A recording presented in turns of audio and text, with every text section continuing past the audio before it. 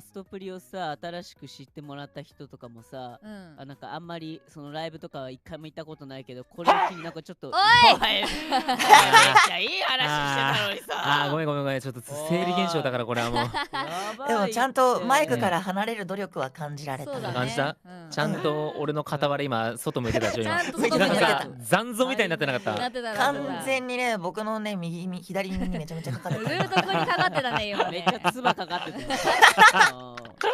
た。ごめんね、この話続けていいよ。いや、もういいです。なんでもういい。いい話だったよコロちゃんそうなのいい話だったよ